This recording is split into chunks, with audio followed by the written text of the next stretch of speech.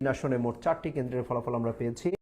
তিনি এগিয়ে রয়েছেন 21,000 বেশি ভোটের ব্যবধানে। এখন পর্যন্ত 76টি কেন্দ্রের ফলাফল আমরা হাতে পেয়েছি। এছাড়াও রাজশাহী 3 আসনে মোট 4টি কেন্দ্রের ফলাফল আমরা পেয়েছি, যেখানে মোট কেন্দ্রের সংখ্যা 131টি। বিএনপি 4,959টি ভোট পেয়েছে এবং জামাত সমর্থিত যে প্রার্থী তিনি 2101 ভোট পেয়েছেন এবং জাতীয় পার্টি পেয়েছে 44টি ভোট।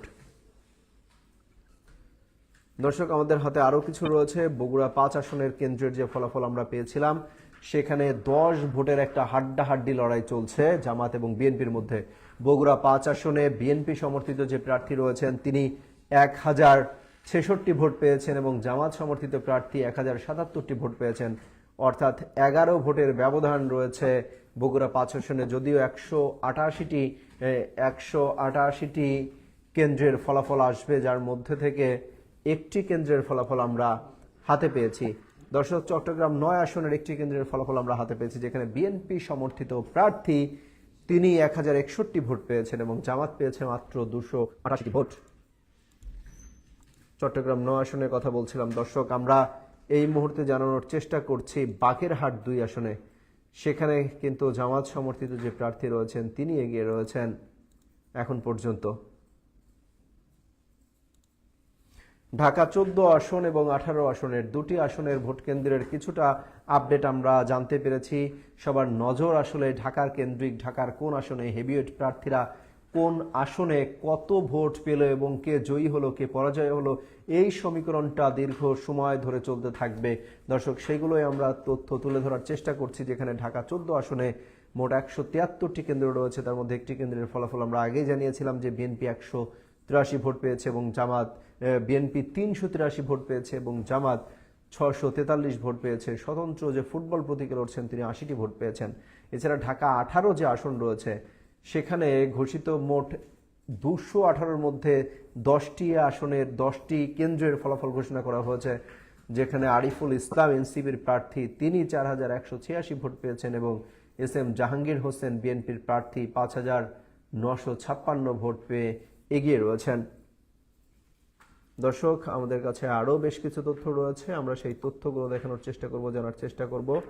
ঢাকা 16 আসনের তথ্য পেয়েছি, অর্থাৎ ঢাকা 16 আসনে বিএনপির প্রার্থী এগিয়ে রয়েছেন, যেখানে আমিনুল হক যিনি নির্বাচন করছেন বিএনপির প্রার্থী 5302 ভোট পেয়েছেন এবং জামাত সমর্থিত প্রার্থী তিনি 4117 ভোট পেয়েছেন। অর্থাৎ ঢাকা 16 যে আসন রয়েছে সেখানে মোট 137টি কেন্দ্র রয়েছে। তার মধ্যে থেকে 10টি আসনে 10টি কেন্দ্রের ফলাফল আমরা জানতে পেরেছি, যেখানে বিএনপি সমর্থিত প্রার্থী যিনি রয়েছেন আমিনুল হক তিনি 5302 ভোট পেয়েছেন এবং জামাত সমর্থিত প্রার্থী 4117 ভোট পেয়েছেন। অর্থাৎ 10টি কেন্দ্রের ফলাফল হয়েছে, আরো 127টি কেন্দ্রের ফলাফল বাকি। এই ফলাফলের সমীকরণ অনেক কিছু হতে পারে। সেখানে এখন পর্যন্ত বিএনপির যে সমর্থিত প্রার্থী রয়েছেন তিনি এগিয়ে রয়েছেন 1000-এর বেশি ভোটের ব্যবধানে এগিয়ে রয়েছেন 10 কেন্দ্রে। ঢাকা 16 আসনের তথ্য দিচ্ছিলাম। দর্শক, জামালপুর 1 আসন, এখানে 128টি কেন্দ্রের মধ্যে 53টি কেন্দ্রের ফলাফল ঘোষণা চলে এসেছে আমাদের হাতে। দর্শক, কিছুক্ষণ আগেই আমরা জানাচ্ছিলাম যেখানে প্রায় 22,000 ভোটের ব্যবধানে এগিয়ে রয়েছে বিএনপি।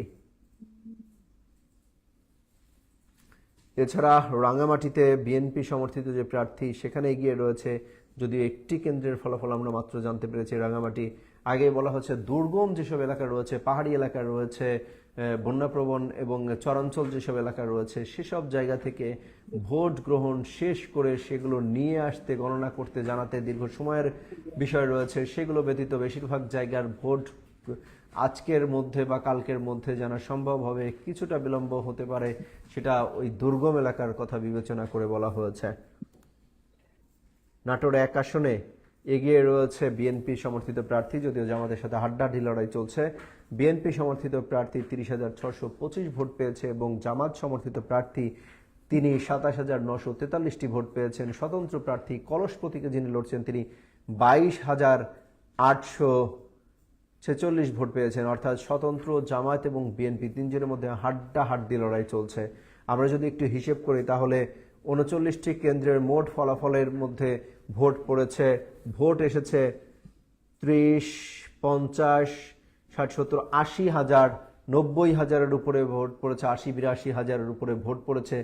সেখানে সর্বোচ্চ বিএনপি পেয়েছে 30,000, জামাত 27,000 এবং স্বতন্ত্র প্রার্থী কলস প্রতীকে লড়ছেন, তিনি পেয়েছেন 22,800 ভোট।